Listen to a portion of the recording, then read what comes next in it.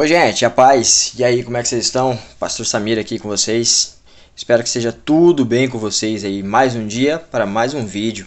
Tava aqui orando em casa e aí pensando, falei, caramba, o que o Senhor quer falar no meio desse povo? O que o Senhor quer dizer para esse povo?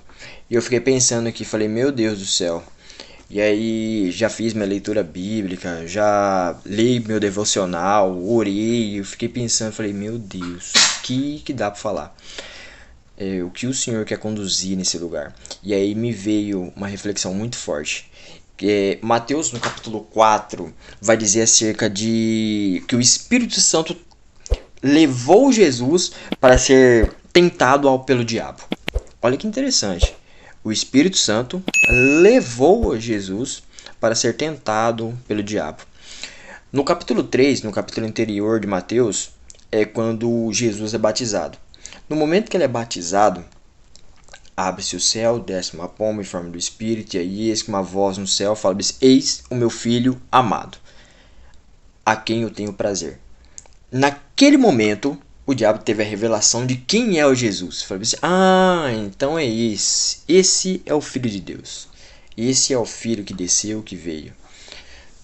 É ele então. Naquele momento, o diabo já tem a ideia de quem é, já sabe quem ele é, então. Aí o Espírito Santo conduz ele para um deserto. Cuidado com as murmurações, gente. Cuidado com aquilo que vocês têm como reclamações, cuidado com aquilo que vocês levam para murmurar. Por quê? Porque o lugar de murmuração faz com que você permaneça num deserto em vez de você alcançar níveis maiores no Senhor. Em vez de você subir o seu nível, você acaba descendo mais um nível por causa que você entrou num lugar de murmuração, reclamação.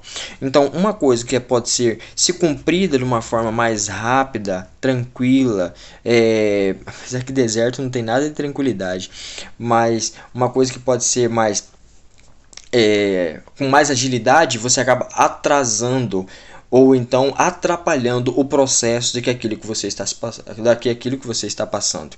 E é interessante, porque quando o Espírito Santo leva Jesus ao deserto para ser tentado pelo diabo, Jesus está fazendo o quê? Jejuando. E durante 40 dias e 40 noites, Jesus jejuou. E aí entra o versículo 2.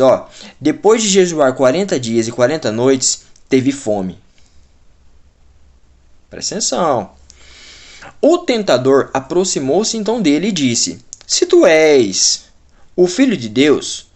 O diabo sempre quer colocar dúvida nas pessoas. Sempre quer colocar para ver se você é ciente de quem você é. Ele sabe quem é você. E ele já tem essa noção. Mas o que o diabo quer fazer? Colocar um ponto de interrogação na vida de vocês para saber, para que vocês então entrem nesse lugar. Lugar de murmurações, lugar de reclamações, lugar de muitas vezes dúvidas de quem você é, se você é realmente ou não. E aí é interessante, porque aí ele vem: se tu és o Filho de Deus, manda que essas pedras se tornem pães. Jesus, porém, afirmou-lhe: está escrito, nem só de pão viverá o homem, mas de toda a palavra que sai da boca de Deus. Mateus capítulo 4, no versículo 2 em diante. E aí é interessante isso, sabe por quê? Queridos, para pensar um pouquinho. Se Jesus jejuou 40 dias e 40 noites, você acha que ele não era digno de ter uma boa refeição naquele momento? Gente, a gente está falando de Jesus, não dizendo que não pode. Qual é o ponto então? Cuidado com aquilo que a gente acha que são as nossas próprias capacidades. Aquilo que a gente acha que nós somos dignos. Aquilo que a gente acha que nós somos merecedores. Quando chega nesse ponto, queridos, tomem cuidado, porque de repente pode aparecer o diabo oferecendo um manjar. E aí chega nesse ponto: se tu és o Filho de Deus, e muitas das vezes as pessoas têm entrado nesse lugar.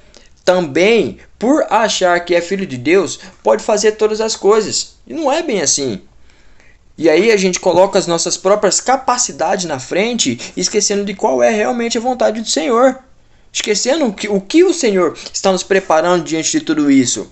Mesmo ele podendo fazer isso, ele abriu mão de fazer. Falou assim: nem só de pão viverá o homem, mas de toda a palavra que vem da boca do Senhor. Esse é o verdadeiro alimento.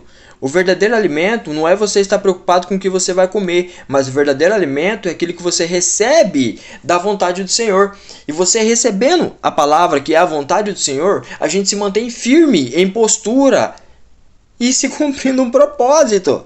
É o ponto principal, gente. O ponto principal diante de tudo isso é nós entendermos a revelação de Cristo em nossas vidas. E nós passamos então a fazer o quê? Ser moldados por esse modelo, que é Cristo. Não se preocupado com o nosso próprio ego, não se preocupado com a nossa barriga, não se preocupado com o que vamos comer. Eu acho que a gente está tão preocupado com o que vai comer e a gente está trabalhando tanto pela comida que esqueceu de saber qual que é a vontade do Senhor. E aí, ao mesmo tempo, a gente está toda hora transformando pedra em pães, pedra em comida, porque a gente está o quê? Trabalhando demais e a gente acha que é digno de todas as coisas. Queridos, eu acho que a gente chegou num ponto de abrir mão disso. Abrir mão dessa dignidade. Dignidade entre si próprio, de egoísta. Dignidade não de vida digna, mas de colocar num nível falando assim, não, eu posso, eu tenho, eu mereço. Não, eu trabalhei. Eu mereço ter o melhor da refeição, o melhor da situação, o melhor das coisas. E não é por aí algumas coisas. A comida, quando Adão chegou no Éden, a comida estava pronta. A comida não foi feita para satisfazer ego. A comida é feita para compartilhar. Já estava tudo pronto. Tudo estava pronto. Então o que é necessário? É trabalhar para comer ou comer para trabalhar? Vou deixar esse ponto de interrogação aí. Para refletir, queridos. Você está trabalhando para comer ou comendo para trabalhar? Reflete sobre isso. Pensa qual é verdadeiramente a vontade do Senhor em nossas vidas diante de tudo isso. E cuidado, porque tem muita gente que está no deserto e aí acaba transformando o pão em pedra ou a pedra em pão. E aí você nunca sai desse deserto, você permanece no deserto. Porque você está comendo pedra. Está sendo transformado. Trabalho, gente. Trabalho. Nada mais, nada menos do que trabalho. Então, que a gente possa estar atento qual é a vontade do Senhor em nossas vidas e nós possamos estar mergulhando diante de tudo isso para nós prestarmos mais atenção naquilo que o Senhor está realizando em nossa vida, em nossa casa, em nossos filhos, em nossas esposas e algumas vossos maridos. Vamos trabalhar para que a vontade do Senhor seja estabelecida, prestando e fazendo aquilo que é o melhor que o Senhor quer que nós façamos. Deus abençoe, um ótimo dia para vocês, que a doce e maravilhosa presença do Senhor esteja com cada um de vocês, queridos. Pastor Samir aqui, eu e a minha casa estamos prontos para servirmos e que a igreja atual entenda o que é servir. Deus abençoe.